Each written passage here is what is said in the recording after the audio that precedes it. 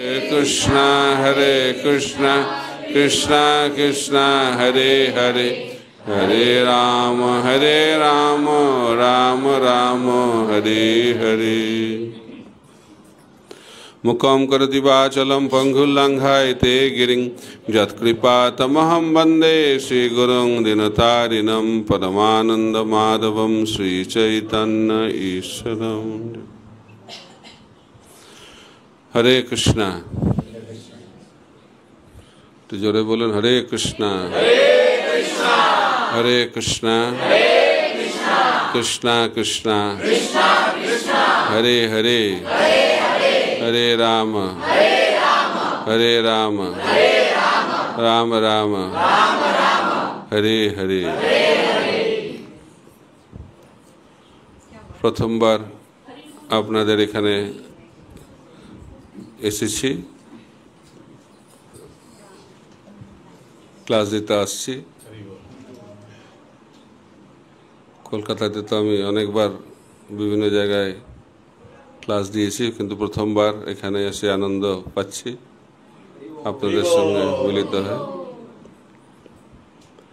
তো আজকের আলোচনার বিষয় হচ্ছে গৃহস্থ আশ্রমের ধর্ম, দায়িত্ব, কর্তব্য।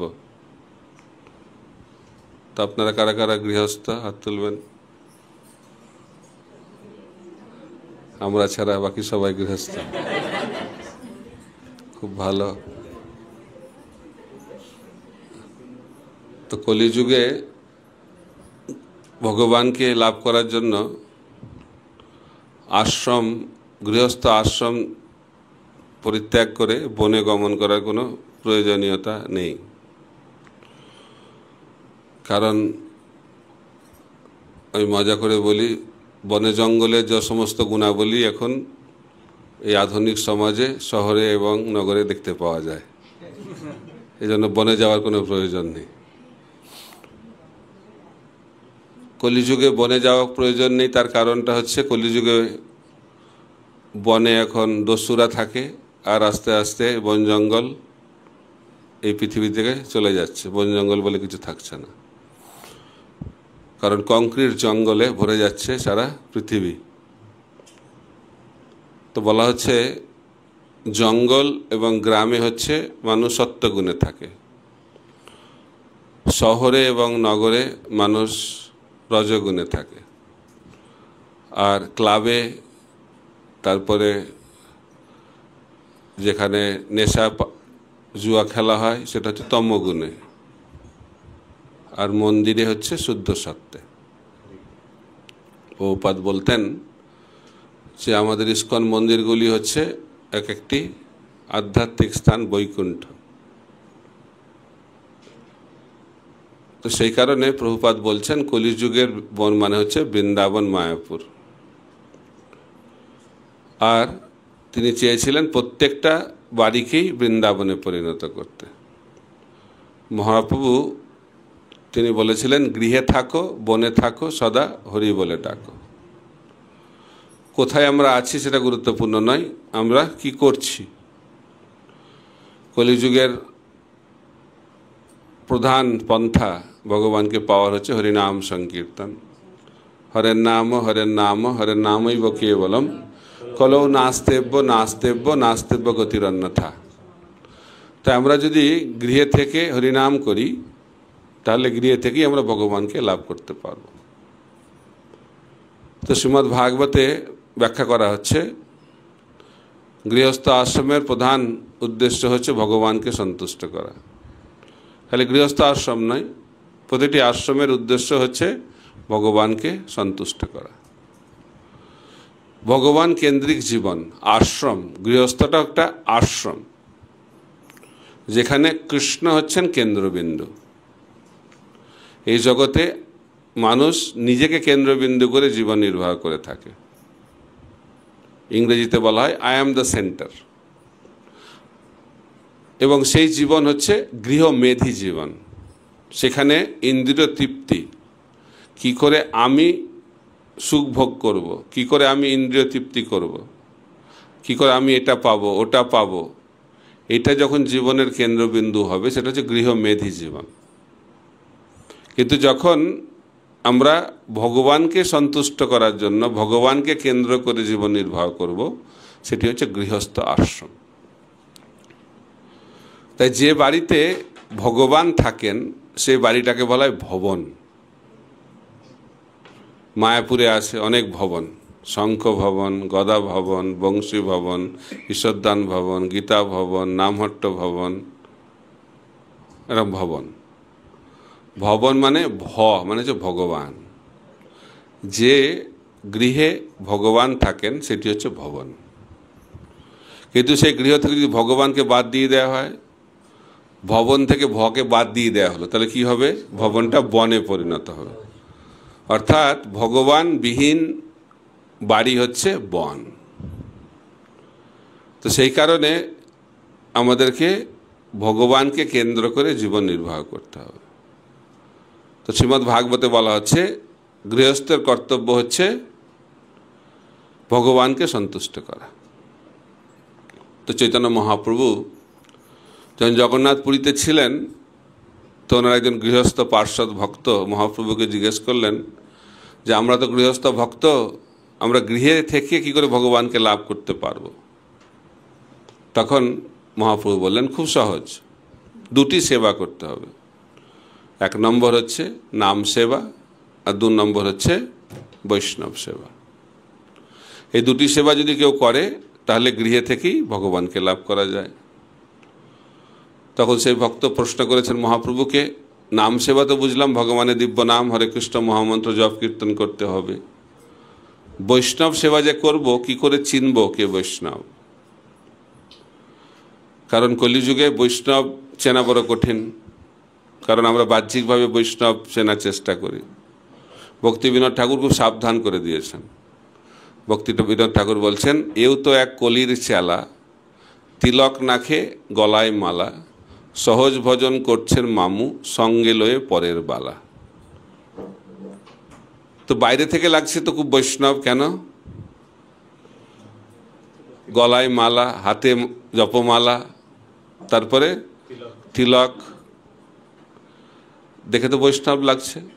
কিন্তু ভজনটা কি করছে? কাকে নিয়ে ভজন করছে? সঙ্গে লয়ে পরের বালা, পরস্ত্রীকে নিয়ে ভজন করছেন, অর্থাৎ চরিত্রহীন। তো চরিত্রহীন জীবন হচ্ছে কলিযুগের একটি লক্ষণ। আর ধর্ম করতে এসেও সেই চরিত্রহীনতা প্রকটিত হচ্ছে। তাই বৈষ্ণব মানে চরিত্রবান। চরিত্রবান মানে শিল প্রভুপাদ বলেন 4টে নিয়ম যে কঠোরভাবে পালন করেন। আমিষাহার বর্জন, নেশা বর্জন, জুয়া বর্জন, অবৈধ যৌন সঙ্গ বর্জন। এইভাবে যখন কেউ পাপকর্ম থেকে পূর্ণরূপে মুক্ত হবে তখন সেই ব্যক্তি মনুষ্য জীবন যথার্থভাবে শুরু করতে পারে। তারপরে তো বৈষ্ণব। এখন বাহ্যিকভাবে বৈষ্ণব চেনা খুব কঠিন। তো কীভাবে বৈষ্ণব চেনা যাবে? মহাপ্রভু বলছে খুব সহজ, যে ব্যক্তি ভগবানের নাম করেন তিনি হচ্ছেন বৈষ্ণব। যিনি ভগবানের নাম জপ কীর্তন করেন তিনি বৈষ্ণব। তো ভক্তরা তো খুব খুশি হয়ে গেছে, তাহলে তো খুব সহজ বৈষ্ণব বাবা। হরে কৃষ্ণ কৃষ্ণ কৃষ্ণ হরে হরে, হরে রাম রাম রাম হরে হরে। কিন্তু ভক্ত তো খুব চালাক, আরো জানতে চাইছে, প্রশ্ন করতে হবে। ভগবান সম্বন্ধে জানতে গেলে প্রশ্ন করা অত্যন্ত গুরুত্বপূর্ণ, তা না হলে আমরা জানতে পারবো না। ভগবান শ্রীকৃষ্ণ 2য় অধ্যায় ভগবদ্গীতা শেষ করে দিয়েছেন। তারপরে যেহেতু অর্জুন প্রশ্ন করছে, তাহলে 2 অধ্যায় থেকে কোথায় গিয়ে পৌঁছলো? 18 অধ্যায়। পরীক্ষিত মহারাজ প্রশ্ন করছেন। প্রশ্ন না করলে আমরা কখনো ভগবত বিষয় জানতে পারবো না। এই জন্য ভগবদ্গীতা ভগবান বলছেন, তদ্বিদ্ধি প্রণিপাতেন পরিপ্রশ্ন সেবয়া উপদেক্ষান্তিতে জ্ঞানম জ্ঞানীন তত্ত্বদর্শিনা। তো শিষ্য যখন গুরুদেবের কাছে যান তখন শিষ্য প্রথমে শরণাগত হবে গুরুদেবের চরণে, তারপরে গুরুদেবকে সেবা করবে, তারপরে প্রশ্ন করবে। প্রশ্ন না করলে আমরা জানতে পারবো না। তাই মহাপ্রভুর এই পার্শ্বদ ভক্ত আবার প্রশ্ন করেছেন মহাপ্রভুকে, মহাপ্রভু কে বৈষ্ণব? তার মহাপ্রভু বলছেন, যে ব্যক্তি সবসময় 24 ঘন্টা কৃষ্ণ নাম নিয়ে থাকেন তিনি হচ্ছেন বৈষ্ণব। এখন এটা শুনে ভক্তদের উৎসাহটা একটু কমে গেছে, কারণ একটু কঠিন পর্যায়ে চলে গেছে। এখন আগে ছিল কোনো রকমে জপ করলেই বৈষ্ণব, একবার বা এক মালা 16 মালা কোনো রকমে হচ্ছে জপ, তারাও বৈষ্ণব। কিন্তু কীর্তনীয় সদাহরি, যিনি সবসময় ভগবানের নাম নিয়ে মগ্ন থাকেন, তিনি হচ্ছেন বৈষ্ণব। মহাপ্রভু দ্বিতীয়বার উত্তর দিলেন। তাতেও ভক্ত সন্তুষ্ট নন, আবার মহাপ্রভুকে প্রশ্ন করেছেন, মহাপ্রভু কে বৈষ্ণব? তখন মহাপ্রভু বলেছেন, যাকে দেখে অন্যের মুখে হরিনাম আসে তিনিই বৈষ্ণব। এটাতে আপনাদের খুব ভালো লেগেছে, ওনাদেরও খুব ভালো লেগেছিল। তাহলে একটা প্রশ্ন 3টে উত্তর, তাহলে কোন উত্তরটা ঠিক? সবাই অনেকেই বলে তৃতীয়টা ঠিক। তো ভগবান যেটা বলেন সেটাই ঠিক। তো মহাপ্রভু একটা প্রশ্নের কটা উত্তর দিলেন? 3টে উত্তর দিলেন, এবং 3টে উত্তরই ঠিক উত্তর। যিনি হরিনাম করেন, ভগবানের নাম করেন, তিনি হচ্ছেন কনিষ্ঠ অধিকারী বৈষ্ণব। যিনি সবসময় ভগবানের নাম করেন তিনি হচ্ছেন মধ্যম অধিকারী বৈষ্ণব। আর যাকে দেখে অন্যরা হরিনাম করতে অনুপ্রাণিত হন তিনি হচ্ছেন উত্তম অধিকারী বৈষ্ণব। তো এইভাবে মহাপ্রভু 3 ধরনের বৈষ্ণবের কথা বললেন। তো প্রভুপাদ বলতেন, মহাপ্রভু শিক্ষা দিয়েছেন, শাস্ত্রেও ব্যাখ্যা করা হয়েছে, ভক্তি আমরা যদি লাভ করতে চাই তাহলে ভক্ত সঙ্গে থাকতে হবে। চৈতন্য মহাপ্রভুর জন্মস্থান হচ্ছে মায়াপুর, কৃষ্ণচন্দ্র ভগবানের জন্মস্থান হচ্ছে কোথায়? গোকুল, গোকুল মহাবন। তারপরে রামচন্দ্র ভগবানের জন্মস্থান অযোধ্যা, নৃসিংহদেব ভগবানের অহোবিলম। তো দক্ষিণ ভারতে নৃসিংহদেব সত্যযুগে আবির্ভূত হলেন, সেই ভগবান ত্রেতা যুগে অযোধ্যায় আবির্ভূত হলেন রামচন্দ্র ভগবান রূপে। তারপরে কৃষ্ণচন্দ্র ভগবান ত্রেতা যুগে, তারপর দ্বাপর যুগে কৃষ্ণচন্দ্র ভগবান গোকুল মহাবনে আবির্ভূত হলেন, এবং কলিযুগে গৌরচন্দ্র ভগবান মায়াপুর নবদ্বীপ ধামে আবির্ভূত হলেন। জন্মস্থান, ভক্তির জন্মস্থানটা কোথায়? ভক্ত সঙ্গ। ভগবান অনেক জায়গায় আবির্ভূত হচ্ছেন, কিন্তু ভগবান বলছেন আমি কোথায় থাকি? নাহং তিষ্ঠামি বৈকুণ্ঠে যোগিনাম হৃদয়ে শিবা তত্র তিষ্ঠামি নারদ যত্র গায়ন্তী মদ্ভক্তা। ভগবান অনেক জায়গাতে জন্মগ্রহণ করছেন, আবির্ভূত হচ্ছেন, কিন্তু তিনি বলছেন আমি কোথায় থাকি আর কোথায় থাকি না। ভগবান বলছেন আমি বৈকুণ্ঠে থাকি না, যেখানে আমরা যেতে চাই, আর বলছে আমি যোগীদের হৃদয়েও থাকি না। তাহলে কোথায় থাকি? আমি ভক্ত সঙ্গে আমি থাকি, যেখানে ভক্তরা আমার কথা আলোচনা করে সেখানে আমি থাকি। তো ভগবান কোথায় থাকেন? ভক্ত সঙ্গে।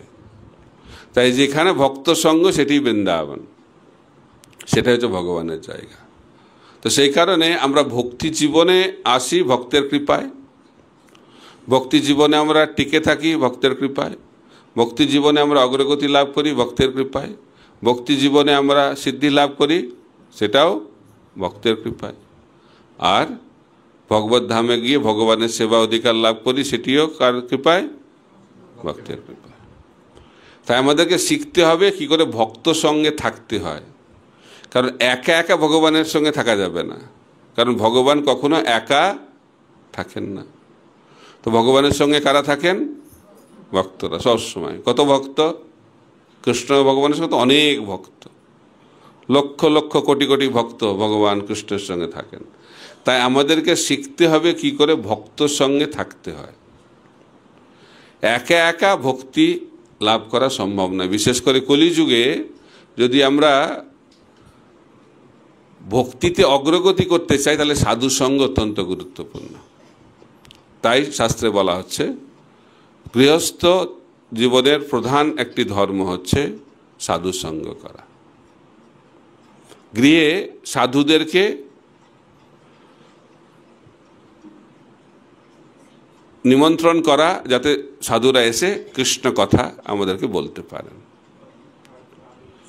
তো শ্রীমদ্ ভাগবতে এবং শাস্ত্রে দেখতে পাই যারা মহান রাজারা ছিলেন তারা সবসময় সাধু সঙ্গ করতেন। অম্বরীশ মহারাজ সবসময় সাধুর সঙ্গে ভাগবত শুনতেন, সারা পৃথিবীর সম্রাট।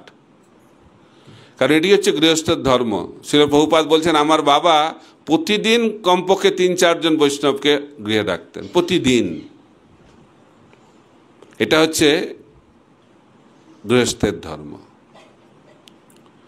তাই সাধু সেবা হচ্ছে বৈষ্ণবদের, এই গৃহস্থদের প্রধান একটি ধর্ম। কিন্তু সেটা যদি আমরা না করি তাহলে চৈতন্য মহাপ্রভুকে পাওয়া যাবে না। এখন চৈতন্য মহাপ্রভু যখন দক্ষিণ ভারতে ছিলেন, কুর্মক্ষেত্রে কুর্ম ব্রাহ্মণ বলছে, আমার আর ভাল লাগছে না এই গৃহস্থ জীবন, আমি সব কিছু ছেড়ে দিয়ে আপনার সঙ্গে ঘুরে বেড়াতে চাই, ফুল টাইম জয়েন করতে চাই, এই সংসারের জ্বালা আর সহ্য হচ্ছে না। তখন মহাপ্রভু বললেন, এটা ভালো আইডিয়া নয়, তোমাকে আমার সঙ্গে আসতে হবে না, আমি সবসময় তোমার গৃহে থাকবো যদি তুমি দুটো জিনিস করো। কি করো? প্রথম হচ্ছে তুমি ভগবানের নাম করবে, হরে কৃষ্ণ কৃষ্ণ কৃষ্ণ হরে হরে, হরে রাম রাম রাম হরে হরে। আর কি করবে? এ নাম প্রচার করবে। শোনো শোনো নিত্যানন্দ, শোনো হরিদাস, সর্বত্র আমার আজ্ঞা করহ প্রকাশ, প্রতি ঘরে ঘরে গিয়া করো এই ভিক্ষা, বল কৃষ্ণ ভজ কৃষ্ণ কর কৃষ্ণ শিক্ষা। এটা হচ্ছে গৃহস্থের ধর্ম। তাই যদি আমরা ঘরে বসে থাকি আর হরিনাম করি আর কৃষ্ণ ভক্তির প্রচার না করি তাহলে মহাপ্রভুকে পাওয়া যাবে না। তাই ভগবানের নাম, বৈষ্ণব সেবা, আর 3 নম্বর অত্যন্ত গুরুত্বপূর্ণ কৃষ্ণ ভক্তির প্রচার। সেখানেই মহাপ্রভু কুর্ম ব্রাহ্মণকে বললেন, যারে দেখো তারে কহ কৃষ্ণ উপদেশ, আমার আজ্ঞায় গুরু হইয়া তারই দেশ। এই নির্দেশ দিলেন কাকে? কুর্ম ব্রাহ্মণকে। তাই গৃহস্থ আশ্রমের বদ্ধ দশা থেকে মুক্তি লাভের একটাই উপায় এই কৃষ্ণ ভক্তির প্রচার। আমরা যদি কৃষ্ণ ভক্তির প্রচার না করি তাহলে মহাপ্রভুর কৃপা আমরা লাভ করতে পারবো না। কারণ আমরা হচ্ছি গোষ্ঠানন্দী বৈষ্ণব। 2 ধরনের বৈষ্ণব আছে, ভজনানন্দী বৈষ্ণব, গোষ্ঠানন্দী বৈষ্ণব, দুজনেই মহান। ভজনানন্দী বৈষ্ণব খালি নিজেদের ভজন নিয়েই ব্যস্ত থাকেন, কিন্তু গোষ্ঠানন্দী বৈষ্ণব যারা খালি নিজেদের ভজন নিয়ে ব্যস্ত থাকেন না, তারা নিজেদের ভজনের সঙ্গে সঙ্গে ওনারা চান সবাই, এই পৃথিবীর প্রত্যেকটি মানুষ যেন কৃষ্ণ ভক্তি লাভ করে। সেই কারণে মহাপ্রভু বললেন, পৃথিবীতে আছে যত নগর আদি গ্রাম, সর্বত্র প্রচার হইবে মোর নাম। মহাপ্রভুর মধ্যে উদ্বেগ, চিন্ময় উদ্বেগ। বৈষ্ণব মানে হচ্ছে তিনি সবসময় উদ্বিগ্ন থাকবেন, নিজের জন্য নয়, এই পৃথিবীর হিত করার জন্য উদ্বেগ। কিসের উদ্বেগ? যে প্রত্যেকে যেন এই কৃষ্ণ প্রেম লাভ করে। তো মহাপ্রভু বলছেন যে আমি একা মালাকার, আমি একা মালি, কত আমি আর ফল, প্রেম ফল বিতরণ করব, আর তাতে কি হতে পারে? কেউ পাবে, কেউ পাবে না। এর তিনি বলছেন সবাই যেন এই মালাকার হয়ে যায়। তিনি বলছেন প্রত্যেকে যেন কৃষ্ণ ভক্তির প্রচার করে। ভারত ভূমিতে মনুষ্য জন্ম হইল যার, জন্ম সার্থক করি কর পর উপকার। তো মহাপ্রভু বললেন যারা ভারতবর্ষে বিশেষ করে জন্মগ্রহণ করেছেন তাদের কর্তব্য হচ্ছে জন্ম সার্থক করি। জন্ম সার্থক করি মানে আগে নিজে ভক্ত হতে হবে। আমি যদি নিজে ভক্ত না হই তাহলে কি করে ভক্তির প্রচার করব? অনেকে মহাপ্রভুর দ্বারা অনুপ্রাণিত হয়ে ভক্তিতে তিনি কি হচ্ছে না জেনে তিনি প্রচার করতে শুরু করেন, কিন্তু নিজে করছে না। গ্রন্থ প্রচার করছে, নিজে গ্রন্থ পড়ে না। নিজে জপ করছে না, অন্যকে বলছে জপ করার জন্য। নিজে নিয়ম পালন করে না, অন্যকে বলছে নিয়ম পালন করো। এই প্রচারে খুব একটা ফল হবে না। যদি প্রচার করতে হয় তাহলে নিজেকে আচরণ করতে হবে, আচরণ করতে হবে। একজন মহিলা তার ছেলেকে বোঝাতে পারছে না যে মিষ্টি খাওয়া তার শরীরের জন্য ভালো নয়, খুব মিষ্টি খায়, চকলেট থেকে শুরু করে কিছু বাকি রাখছে না। তো মায়ের কথা তো ছেলে শুনতে চায় না সহজে, বারবার বলছে শুনছে না, বারবার বলছে শুনছে না। তখন কি করবে, একটা সাধুর কাছে নিয়ে গেছে।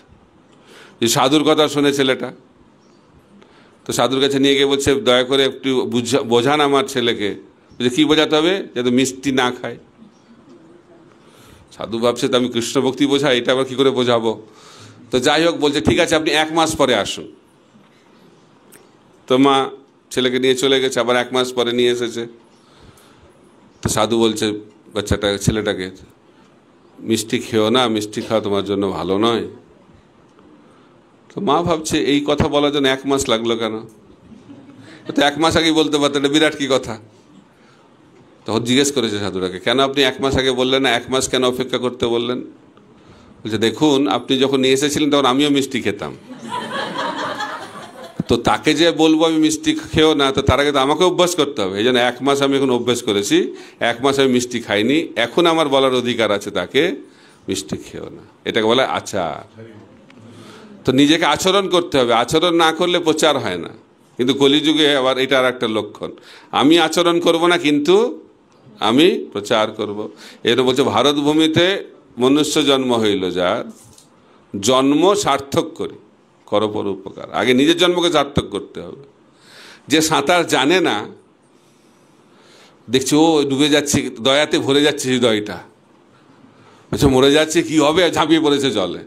তো জলে ঝাঁপিয়ে পড়ার পরে বুঝতে পারছে সেও সাঁতার জানে না, তা কী হবে, দুজনেই ডুবে মরবে। তো এখন আমি যদি ভক্ত না হই আর অন্যকে মায়া মুক্ত করার চেষ্টা করি, তাহলে কি হবে, দুজনেই মায়ের খপ্পরে পড়ব।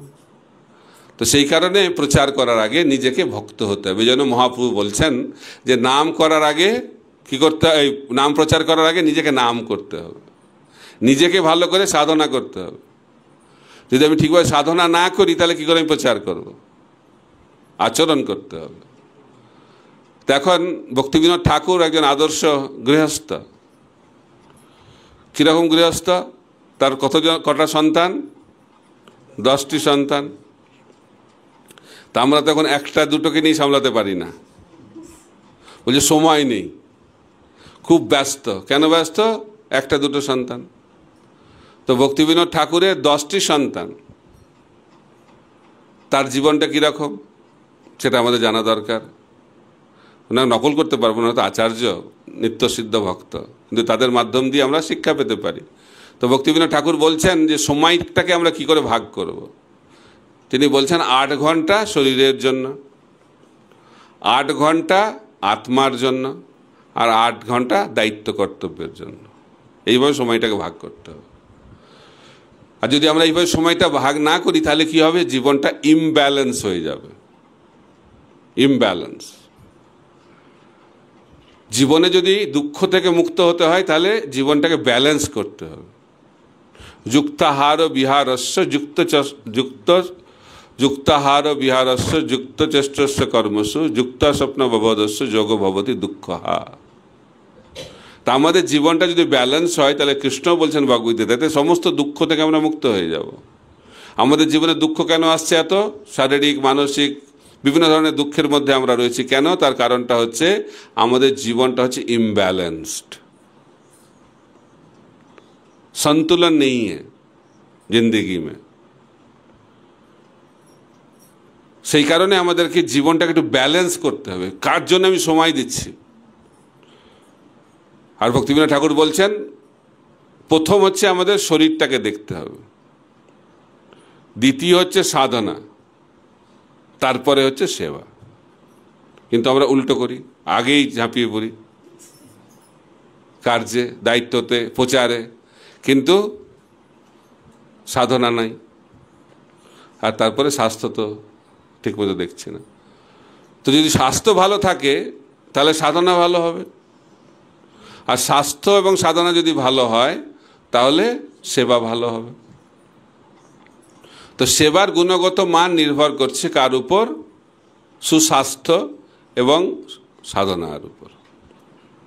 তাই সাধনা হচ্ছে আমাদের আচরণ করার ভিত্তি। আমরা যদি সাধনা না করি তাহলে এটা মনুষ্য জীবনই নয় বলা হচ্ছে। মনুষ্য জীবন মানে হচ্ছে সাধনার জীবন। এই জন্য বলা হচ্ছে আহার, নিদ্রা, ভয়, মৈথুন, এটা হচ্ছে এই জড়জগতের বৈশিষ্ট্য। সকলেই এই চারটি কার্য নিয়ে ব্যস্ত রয়েছে। কিন্তু মহাভারতে ব্যাখ্যা করা হচ্ছে মনুষ্য জীবন তখনই শুরু হয় যখন এর উপরে কিছু করার আমরা চিন্তা করি। আহার, নিদ্রা, ভয়, মৈথুন, আংশ সামান্য মেতদ পশুভি নরানাম ধর্মহি তেষাম অধিক বিশেষ ধর্মেন হীন পশুভি সমানম। বলা হচ্ছে আহার, নিদ্রা, ভয়, মৈথুন এই চারটি কার্য সবার জীবনেই রয়েছে, পশু জীবনেও রয়েছে, মনুষ্য জীবনেও রয়েছে। কিন্তু আমরা যদি মনুষ্য জীবন লাভ করে এই চারটি কার্য নিয়েই ব্যস্ত থাকি তাহলে সেটাকে মনুষ্য জীবন বলে গণ্য করা হচ্ছে না।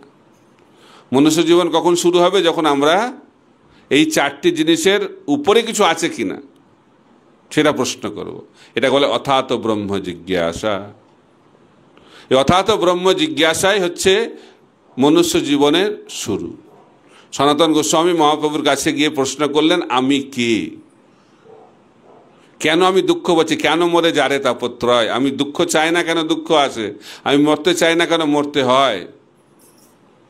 এই প্রশ্ন যখন আমাদের মধ্যে জাগবে তখন আমাদের আদর্শ মনুষ্য জীবন শুরু হবে। সেই গৃহস্থ জীবনে আমাদেরকে প্রশ্ন করতে হবে। কার কাছে প্রশ্ন করতে হবে? সাধু গুরু বৈষ্ণবের কাছে প্রশ্ন করতে হবে। তা সেই কারণে গৃহস্থ জীবনে আমাদেরকে প্রশ্ন করার মানসিকতা, এই জন্য নিয়মিতভাবে সৎসঙ্গ করা দরকার। পারলে প্রতিদিন, পারলে নয়, বলা হচ্ছে প্রতিদিন করাটাই কর্তব্য। নিত্যম ভাগবত সেবায়া। নিত্য মানে 24 ঘন্টা। কিন্তু এটা শুনেই তো কি করে সম্ভব 24 ঘন্টা? তো সেই কারণে নিত্যকে মানে প্রতিদিন বলা হয়। এই জন্য ছিল প্রভুপাদ তিনি ইস্কনে নিয়ম করেছেন সকালবেলায় 1 ঘন্টা ভাগবত পাঠ আর সন্ধ্যাবেলায় 1 ঘন্টা ভগবদ গীতা পাঠ। কিন্তু আমাদেরকে জানতে হবে যে নিয়মিতভাবে প্রতিদিন যদি আমরা শ্রবণ কীর্তন না করি তাহলে আমরা এই মায়ার যে প্রকোপ সেখান থেকে মুক্ত হতে পারবো না। ঠিক যেমন মোবাইলকে আমরা প্রতিদিন চার্জ করি, যদি মোবাইল চার্জ না করি তাহলে মোবাইল কাজ হবে? কাজ হবে না। যেন আমাদের স্পিরিচুয়াল ব্যাটারিকে চার্জ করার জন্য নিয়মিতভাবে শ্রবণ কীর্তন করতে হবে। কতক্ষণ? কমপক্ষে 3 ঘন্টা, কমপক্ষে 3 ঘন্টা। এই জন্য ছিল প্রভুপাদ 16 মালা জপ দিয়েছেন। 2 ঘন্টা 16 মালা জপ আর 1 ঘন্টা ভাগবত শ্রবণ। এই 3 ঘন্টা কমপক্ষে, আর বেশি করতে পারলে আরো ভালো। ছিল প্রভুপাদ যখন টমস্কিন স্কোয়ার পার্কে কীর্তন করতেন কমপক্ষে 3 ঘন্টা কীর্তন করতেন। রঘুনাথ দাস গোস্বামী প্রতিদিন রাধাকুণ্ড তটে চৈতন্য মহাপ্রভুর কথা বলতেন কমপক্ষে 3 ঘন্টা। শ্রীমন চৈতন্য মহাপ্রভু যখন জগন্নাথপুরীতে ছিলেন টোটা গোপীনাথ মন্দিরে গদাধর পণ্ডিতের মুখ থেকে প্রতিদিন 3 ঘন্টা ভাগবত শ্রবণ করতেন। মহাপ্রভু যখন হরিনাম সংকীর্তনে নৃত্য করতেন কমপক্ষে 3 ঘন্টা। তাই 3 ঘন্টা বিষয়টা খুব গুরুত্বপূর্ণ। যেন ছিল প্রভুপাদ একজন আচার্য হিসেবে এই 3 ঘন্টা আমাদেরকে দিয়েছেন, কিভাবে আমরা সেই 3 ঘন্টাকে ব্যবহার করব। 2 ঘন্টা ভগবানের দিব্য নাম হরে কৃষ্ণ মহামন্ত্র জপ করা আর 1 ঘন্টা গীতা ভাগবত শ্রবণ করা। তো সেই কারণে গৃহস্থ জীবনে আমরা যদি ভক্তিতে অগ্রগতি লাভ করতে চাই তাহলে নিয়মিত সাধুসঙ্গ। সাধুসঙ্গ সাধুসঙ্গ সর্বশাস্ত্রে কয়, লবমাত্র সাধুসঙ্গে সর্বসিদ্ধি হয়। তো প্রভুপাদ একবার বলছেন ইস্কনের সব ভক্তরাই শুদ্ধ ভক্ত। এটা শুনে খুব আনন্দ পেয়েছে ভক্তরা, কিন্তু তার সঙ্গে সঙ্গে সন্দেহ হয়েছে সবাই শুদ্ধ ভক্ত। তখন বলা হয়েছে, প্রভুপাদ উদাহরণ দিতেন 2 ধরনের শুদ্ধ ভক্ত। একটা হচ্ছে সাধক শুদ্ধ ভক্ত আর আরেক ধরনের শুদ্ধ ভক্ত যারা সাধনায় সিদ্ধি লাভ করেছেন।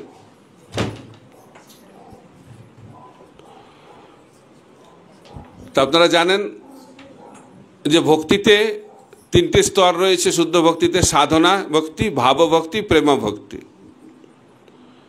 তো সাধনা ভক্তি মানে হচ্ছে অনেকগুলো স্তর।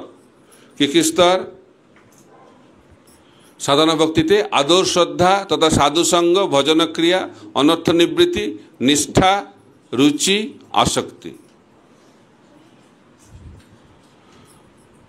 তো এই 7টি স্তর সাধনা ভক্তির।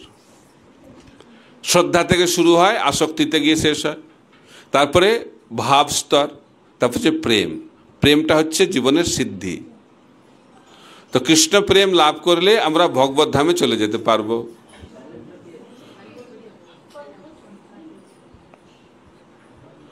তাই বলা হচ্ছে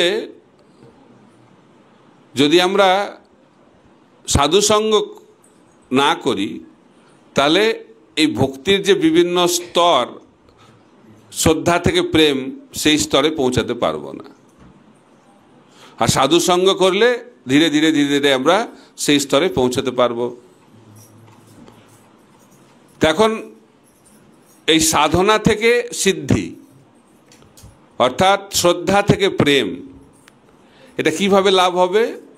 সাধুসঙ্গের মাধ্যম দিয়ে লাভ হবে। উদাহরণ দেওয়া আছে, আম ফলের সঙ্গে তুলনা করা হচ্ছে। কাঁচা আম আর পাকা আম। এখন তো আমের সিজন আসছে, তো কাঁচা আম আর পাকা আম দুটোই আম, কিন্তু কোন আমটা বেশি খেতে ভালো? পাকা আম। বাহ! তো কাঁচা আম কি করে পাকা আমে পরিণত হবে? কি করে হবে? গাছে লেগে থাকতে হবে। যদি গাছে লেগে থাকে তাহলে কাঁচা আমটা কিছুদিন পরে পাকা আমে পরিণত হবে। কিন্তু যদি আমটা গাছ থেকে পড়ে যায় ঝড়ে, অনেক সময় ঝড় আসে না, কালবৈশাখীর ঝড়, সেই ঝড়ে কি হয়? আমটা গাছ থেকে মাটিতে পড়ে যায়, তখন সেই কাঁচা আমটা কি আমে পরিণত হবে? পচা আম, পচে যাবে। তো কত ধরনের আম হলো? কাঁচা আম, পাকা আম, আর মধ্যখানে আরেকটি আম পচা আম। তো এরকম ভক্তিরও স্তর রয়েছে, কাঁচা আম ভক্তি, পাকা আম ভক্তি, পচা আম ভক্তি। ঠিক আছে? কাঁচা আম ভক্তিটা কি? হচ্ছে সাধনা ভক্তি। পাকা আম ভক্তিটা কি? প্রেম ভক্তি, কৃষ্ণ প্রেম যিনি লাভ করেছে। আর ভক্তি জীবন ছেড়ে চলে যাবে যে, সে হচ্ছে পচা ভক্তি, পচা আম ভক্তি। তো আমরা যদি কাঁচা আম থেকে পাকা আম ভক্তিতে পৌঁছাতে চাই তাহলে কি করতে হবে? কিভাবে আমরা শিখলাম যে কাঁচা আম কি করে পাকা আমে পরিণত হবে? গাছে লেগে থাকতে হবে। তো একজন ভক্ত কাঁচা আম থেকে পাকা আম ভক্ত কি করে পরিণত হবে? ভক্তর সঙ্গে থাকতে হবে, ভক্তি বৃক্ষে লেগে থাকতে হবে। ভক্তর সঙ্গে যদি টিকে থাকতে পারে তাহলে একদিন না একদিন সেই ভক্ত কৃষ্ণ প্রেম লাভ করবে। ঠিক আছে? কিন্তু যদি ভক্ত সঙ্গে ছেড়ে দেয়, পচা আমে পরিণত হবে। তা আপনারা কি চাইছেন? কি আম, কোনটা ভাল লাগছে আপনাদের? পাকা আম। তো পাকা আম যদি হতে হয় তাহলে যতই কষ্ট হোক ভক্ত সঙ্গে টিকে থাকতে হবে। আর কলিযুগে সব থেকে বড় তপস্যা হচ্ছে ভক্ত সঙ্গে টিকে থাকা। এই জন্য কলিযুগে হিমালয় জঙ্গলে যাওয়ার কথা বলা হচ্ছে না। তো কলিযুগে সব থেকে বড় তপস্যা কি? ভক্ত সঙ্গে টিকে থাকা সব থেকে বড় তপস্যা। কারণ কলিযুগের একটি লক্ষণ হচ্ছে ঝগড়া, কলহ হয়, ঝগড়া হয়। আর যদি এই ঝগড়া দেখতে চান লোকাল ট্রেনে যাবেন, পরের স্টেশনে নামবে কিন্তু সিট নিয়ে ঝগড়া। খালি ঝগড়া না, মারামারিও হয়। এটা কলিযুগে অল্প অল্প কারণে, ছোট ছোট কোনো কারণই নাই, ঝগড়া শুরু হয়ে যাবে। কেন? এটা হচ্ছে কলিযুগের লক্ষণ। কলি মানে হচ্ছে কলহ। এই ঝগড়া হচ্ছে আমাদের ভক্ত সঙ্গ থেকে দূরে সরিয়ে নিয়ে যাওয়ার একটি চাল। এই জন্য কলি দেখছে যে এদেরকে তো পারা যাচ্ছে না, আমার 4টে জায়গা তো এদের এখানে নাই। কারণ কলির 4টে জায়গা কি? আমিষ আহার, নেশা, জুয়া, তারপরে অবৈধ যৌন সঙ্গ। তো এটা তো ভক্তরা দূরে থাকছে, তো বলছে আমি এদের জায়গা কী করে দখল করব, আমি ঝগড়া লাগাও। ঝগড়া লাগালেই কলি ওখানে ঢুকে যাচ্ছে। তো সেই কারণে কলিকে যদি আমরা ঢুকতে না দিতে চাই, দরজা বন্ধ করে রাখতে চাই, তাহলে কি করতে হবে? ঝগড়া বন্ধ করতে হবে। তো আবার প্রভুপাদ বলছেন যে স্বামী স্ত্রী ঝগড়া করে না, তাহলে তারা স্বামী স্ত্রীও নয়। ভালোবাসার আরেকটি লক্ষণ হচ্ছে ঝগড়া। বলছে আওয়াজ হবে, তারপরে জল পড়বে, তারপরে শান্ত হয়ে যাবে, তাই না? এটা হচ্ছে ভালোবাসার লক্ষণ। কিন্তু বৈদিক সংস্কৃতি অনুযায়ী এই ঝগড়ার আওয়াজটা 4টে দেওয়ালের মধ্যে সীমাবদ্ধ থাকত, কিন্তু এখন সেটা নয়। এখন এই আওয়াজটা অনেক তীব্র হয়ে গেছে। তো বলা হচ্ছে, আমরা মজা করে শিক্ষা দেওয়ার চেষ্টা করি, বিবাহের আগে ছেলেরা খুব কথা বলে আর মেয়েরা শুনতে থাকে। তারা ভাবে আমারও সময় আসবে। তারপরে বিবাহ হয়ে যায়। তো বিবাহের পরে যে রোলটা ওটা বদলে যায়। তখন স্ত্রীরা বলতে থাকে আর স্বামীরা শুনতে থাকে। শ্রবণ কীর্তন সব জায়গাতে রয়েছে। কয়েক বছর পরে স্বামী স্ত্রী দুজনেই বলে আর প্রতিবেশীরা শোনে। আর কিছুদিন পরে স্বামী স্ত্রী দুজনে বলে আর কোর্টে জাজ শ্রবণ করে। এটা যে কলিযুগের ঝগড়া। তার কারণটা কি? কারণ কলিযুগে আমাদের সহনশীলতা নেই। কে একসঙ্গে থাকতে পারে? যে সহে সে রহে। সহ্য করতে শিখতে হবে। এই সম্পর্ক ধরে রাখার সবথেকে বড় যোগ্যতা হচ্ছে সহনশীলতা। তাই আদর্শ গৃহস্থ জীবন যদি আমরা গড়ে তুলতে চাই, তাহলে একে অপরকে ভালোবাসার আগে অন্ততপক্ষে একে অপরকে সহ্য করা শিখতে হবে। আমাদেরকে জানতে হবে যে কোনো ব্যক্তি খারাপ বা ভালো নয়। প্রত্যেকটি ব্যক্তি হচ্ছে এক একটা বিশেষ ব্যক্তিত্ব এবং তাদের আলাদা আলাদা বৈশিষ্ট্য রয়েছে। তো যখন আমরা একে অপরকে সেভাবে বুঝতে পারবো, তখন আমরা একে অপরকে সহ্য করার শিক্ষা লাভ করব। আর এই সহ্য করাটাই হচ্ছে ভালোবাসার একটি লক্ষণ। যাকে আমরা ভালোবাসি তাকে আমরা সহ্য করি। মা বাচ্চাকে কত ভালোবাসে, সেই জন্যই না সহ্য করে, কি না করে বাচ্চারা। কিন্তু তা সত্ত্বেও মা কি বাচ্চাদেরকে পরিত্যাগ করে? সহ্য করে। কেন? এটা হচ্ছে ভালোবাসার একটি লক্ষণ। তাই আমরা যদি এই পারিবারিক জীবনে ভালোবাসার একটা পরিবেশ নিয়ে আসতে চাই, তাহলে মহাপ্রভুর যে শিক্ষা, তৃণাদপি সুনিচেন তররপি সহিষ্ণুনা অমানিনা মানদেন কীর্তনীয় সদাহরি, এই সিদ্ধান্তকেও আমাদের জীবনে প্রয়োগ করতে হবে। খালি শ্লোক বললে তো হবে না। ভক্তি জীবনটা হচ্ছে জ্ঞানের প্রয়োগ। তাই মহাপ্রভু শেখাচ্ছেন যে কিভাবে আমরা আদর্শ গৃহস্থ হতে পারি। কলিযুগে কোনো কিছু আদর্শ হওয়া খুব কঠিন। একবার প্রভুপাদ বলছেন একজন ভক্তকে যে আদর্শ ব্রহ্মচারী হওয়া খুব কঠিন আর আদর্শ গৃহস্থ হওয়া অসম্ভব। বোঝা যাচ্ছে? তাই কোনো কিছু আদর্শ হওয়া কলিযুগে বিশেষ কঠিন কাজ, কিন্তু আমাদেরকে চেষ্টা করতে হবে যতটা সম্ভব। প্রভুপাদ একবার ক্লাস দিচ্ছেন, অনেক উঁচু ব্যাসাসনে বসে আছেন প্রভুপাদ, ওখান থেকে খুব কড়া ক্লাস দিচ্ছেন, একদম কঠোর বাক্য প্রয়োগ করছেন। বলছেন যদি কেউ ভগবত ধামে যেতে চায় তাহলে তাকে 100% কৃষ্ণ ভাবনামৃত হতে হবে, 100% কৃষ্ণ কনসিয়াস। এটা শুনে ভক্তরা তো খুব মাথা নিচু করছে, দুঃখ পেয়ে গেছে। তাহলে আমাদের আর কোনো আশা নেই। প্রভুপাদ বুঝতে পেরেছে যে ভক্তরা একটু দুঃখ পাচ্ছে, তখন প্রভুপাদ বলে ঠিক আছে 90%। ভক্তরা তাও ভাবছে 90%টাও খুব বেশি হয়ে যাচ্ছে। তারপর প্রভুপাদ বলছে 80%। তারপরে তাতেও ভক্তরা পুরো সন্তুষ্ট নয়। তখন প্রভুপাদ ব্যাসাসন থেকে নিচে নেমে আসছে, তখন বলছে 70%, তার থেকে কম হবে না। এটা শুনে আমরা খুব প্রভুপাদ তো বলেছে 70% হলেই হয়ে যাবে, কিন্তু যারা 70%-এর চেষ্টা করবে তারা কোথায় পৌঁছাবে? 40%-এ।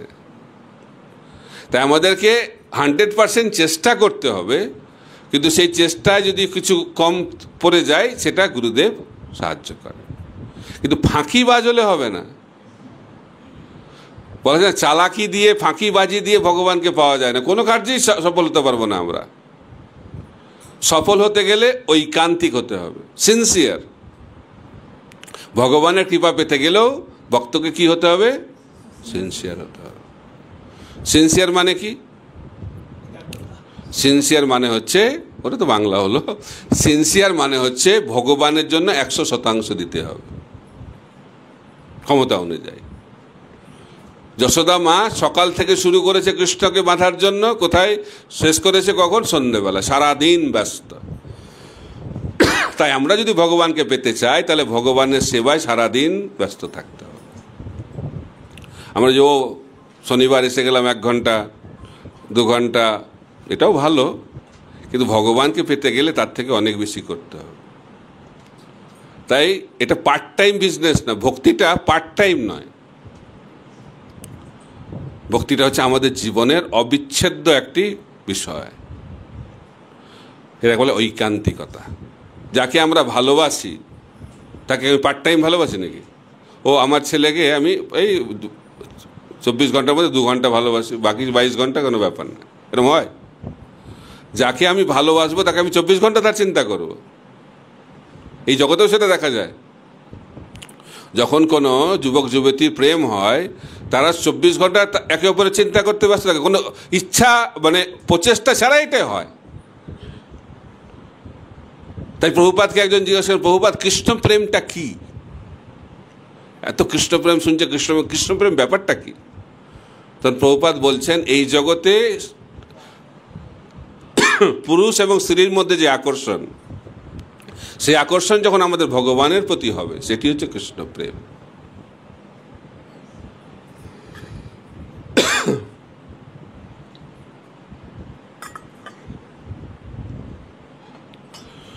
তাই প্রেমের লক্ষণ হচ্ছে যাকে আমি ভালোবাসি তার চিন্তায় মগ্ন থাকা, এটা হচ্ছে প্রেমের লক্ষণ। তাই কৃষ্ণ বলছেন মনমনা ভব, আমার কথা চিন্তা করো। তাই গৃহস্থ জীবনে আমাদেরকে ঐকান্তিক হতে হবে, কিন্তু এই ঐকান্তিকতাটা বাহ্যিক নয়। অন্তরে করনিষ্ঠা, বাইরে লোক ব্যবহার।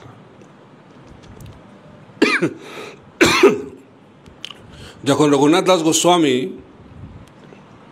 মহাপ্রভুর কাছে গেলেন, বললেন যে আমি আপনার সঙ্গেই থাকতে চাই,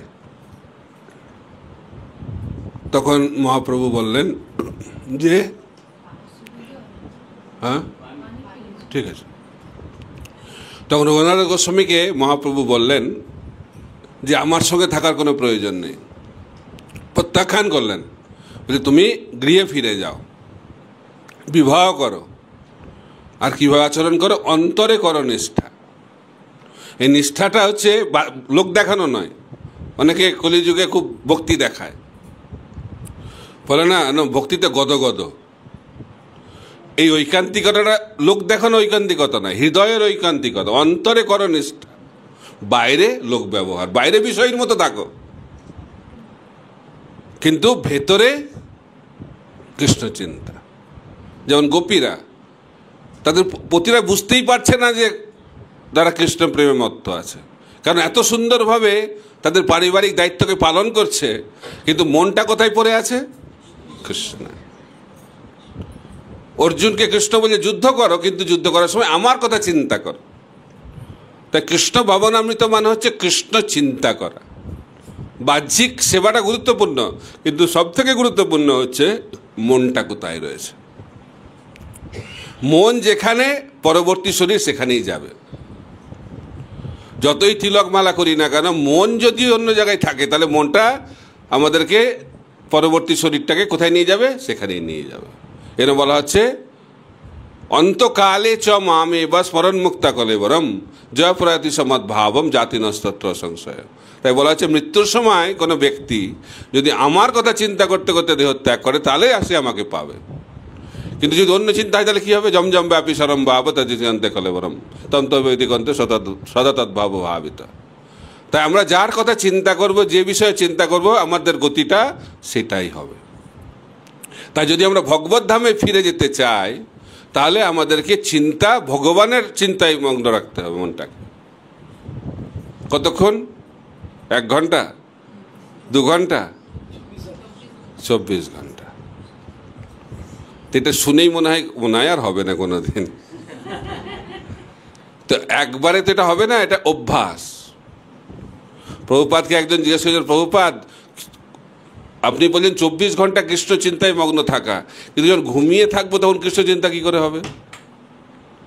প্রভুপাদ বলছে, যখন জেগে থাকো কার চিন্তা হয়? আমরা জেগে জেগে অন্যের কথা চিন্তা করছি, আর ঘুমাতে ঘুমাতে ভগবানের কথা চিন্তা করব। জেগে জেগে তো দূরের কথা, হরিনাম যখন করছি তখন মনটা কোথায় থাকছে? হরিনামের সময় তো মন থাকছে না ভগবানে, তো ঘুমানোর সময় কি করে মনটা থাকবে? তা আমাদেরকে প্রথম তপস্যা হচ্ছে যে আমাদের জপের সময়, ভগবানের কথা শ্রবণের সময় জেগে থাকতে হবে। এটা হচ্ছে প্রথম তপস্যা। আমরা ওই সময় ঘুমিয়ে পড়ি। যারা তমগুণে থাকে তারা জপের সময়, কথা শ্রবণের সময় ঘুমায়। যারা রজগুণে থাকে হরিনামের সময় এবং কথা শ্রবণের সময় মনটা এদিক ওদিকে ঘুরতে থাকে। আর যারা সত্যগুণে থাকে তারাই একাগ্র চিত্তে শ্রবণ করতে পারবে। তাই ভক্তি জীবনে যদি আমরা যথার্থ অগ্রগতি লাভ করতে চাই, তাহলে আমাদেরকে সত্যগুণে অধিষ্ঠিত হতে হবে। তমগুণে রজগুণে থাকলে ভক্তি জীবন ভালোভাবে অভ্যাস করতে আমরা পারবো না। এই জন্য গৃহস্থর কর্তব্য হচ্ছে সত্যগুণে থাকা। প্রত্যেকটি ভক্তের কর্তব্য হচ্ছে সত্যগুণে থাকা। তাই শ্রীমদ্ ভাগবতের প্রথম স্কন্ধে 2য় অধ্যায়ে ব্যাখ্যা করা হচ্ছে কি করে আমরা সত্যগুণে অধিষ্ঠিত হতে পারব। তার চাবিকাঠি হচ্ছে নষ্টপ্রায়সু অভদ্রেষু নিত্যং ভাগবত সেবয়া ভগবতী উত্তম শ্লোকে ভক্তির ভবতি নষ্টিকি। নিত্যম ভাগবত সেবা, এটা হচ্ছে গৃহস্থ ধর্ম। নিত্য, প্রতিদিন ব্যক্তি ভাগবত এবং গ্রন্থ ভাগবতের সেবা করা। গ্রন্থ ভাগবত মানে হচ্ছে শ্রীমদ্ ভাগবত থেকে আমাদের অধ্যয়ন করতে হবে, শুনতে হবে, বলতে হবে। আর ব্যক্তি ভাগবত যারা উন্নত ভক্ত তাদের সেবা করতে হবে। তো বলা হচ্ছে যে উন্নত ভক্তের কৃপা অত্যন্ত গুরুত্বপূর্ণ। তো উন্নত ভক্ত যারা মহাভাগবত ভক্ত, তাদের সেবা যদি আমরা ঠিকভাবে করি, তাহলে গ্রন্থ ভাগবতের রুচি আসবে, শ্রবণ কীর্তনের রুচি আসবে। তো সেই কারণে বলা হচ্ছে ভক্তপদ রজ, ভক্তপদ জল, ভক্তের উচ্ছিষ্ট 3 সাধনার বল। যারা মহাভাগবত ভক্ত, উন্নত ভক্ত, শুদ্ধ ভক্ত, তাদের চরণ রজ, চরণ ধুলি, তাদের চরণ ধৌত, চরণামৃত এবং তাদের উচ্ছিষ্ট মহাপ্রসাদ, এই 3টে যদি আমরা শ্রদ্ধা সহকারে গ্রহণ করি, তাহলে আমাদের জীবন পরিবর্তিত হয়ে যাবে। উদাহরণ নারদমুনি। নারদমুনি দাসী পুত্র, কিন্তু ভক্তি বেদান্তদের উচ্ছিষ্ট গ্রহণ করে তৎক্ষণাৎ সমস্ত জাগতিক যা আসক্তি থেকে মুক্ত হয়ে শ্রবণ কীর্তনের প্রতি আসক্ত হয়ে পড়লেন। এটা হচ্ছে শুদ্ধ ভক্তের প্রভাব। তাই শ্রীল প্রভুপাদ তিনি লিখছেন যে আমাদের জীবনের সফলতা তখনই হবে যখন আমরা এরকম কোনো শুদ্ধ ভক্তের সঙ্গ লাভ করতে পারব। এটা হচ্ছে আমাদের জীবনের চরম সৌভাগ্য। মনুষ্য জীবন হচ্ছে দুর্লভ, কিন্তু তার থেকে বেশি দুর্লভ হচ্ছে সাধু সঙ্গ লাভ করা। আর যে ব্যক্তি সেই সাধু সঙ্গ লাভ করবে তার জীবনটা তৎক্ষণাৎ বদলে যাবে। এর বলা হচ্ছে সাধু সঙ্গ সর্বশাস্ত্রে কয়, লবমাত্র সাধু সঙ্গে সর্বসিদ্ধি হয়। ব্রহ্মাণ্ড ভূমিতে কোনো ভাগ্যবান জীব গুরুকৃষ্ণ প্রসাদে পায় ভক্তিলতা বীজ। কিন্তু আমরা এটা বুঝতে পারি না, কারণ আমরা অতি সহজে পেয়ে যাচ্ছি। প্রভুপাদের কৃপাতে আমরা অতি সহজেই সাধুসঙ্গ পাচ্ছি বলে আমরা এই সাধুসঙ্গের মহিমাটা ভুলে যাচ্ছি। যেটা আমরা সহজে পাই তার মূল্য আমরা দিই না। কিন্তু আমরা যদি বুদ্ধিমান হই, তাহলে আমাদের বোঝা উচিত যে কিভাবে আমরা অসীম সৌভাগ্যের ফলে এই চৈতন্য মহাপ্রভুর সংকীর্তন আন্দোলনে যুক্ত হওয়ার সুযোগ এবং সৌভাগ্য লাভ করেছি, এবং ছিল প্রভুপাদকৃত ইস্কনের মাধ্যম দিয়ে ভক্তিযোগ অনুশীলন করার চরম সৌভাগ্য লাভ করেছে। এই সৌভাগ্য অতি বিরল। এর বলা হচ্ছে ব্রহ্মাণ্ড ভূমিতে কোনো ভাগ্যবান জীব গুরুকৃষ্ণ প্রসাদে পায় ভক্তিলতা বীজ। তাই আমাদেরকে ভক্ত সঙ্গ করতে হবে, আর ভক্ত সঙ্গে ভগবানের সেবায় যুক্ত থাকলে মহাপ্রভুর নির্দেশ অনুযায়ী যদি আমরা তিনটে জিনিস করি, ভগবানের নাম, ভগবানের ভক্তদের সেবা আর ভগবানের নামের প্রচার, তাহলে প্রভুপাদ বলছেন গৃহস্থ আশ্রমে থেকেই আমরা ভগবানকে লাভ করব। বনে গিয়ে সন্ন্যাস আশ্রম গ্রহণ করার কোনো প্রয়োজনীয়তা নেই, কারণ আমরা গৃহে থেকেই ভগবানকে লাভ করতে পারবো। কিন্তু এই তিনটে জিনিসে আমাদের জীবনকে মগ্ন রাখতে হবে।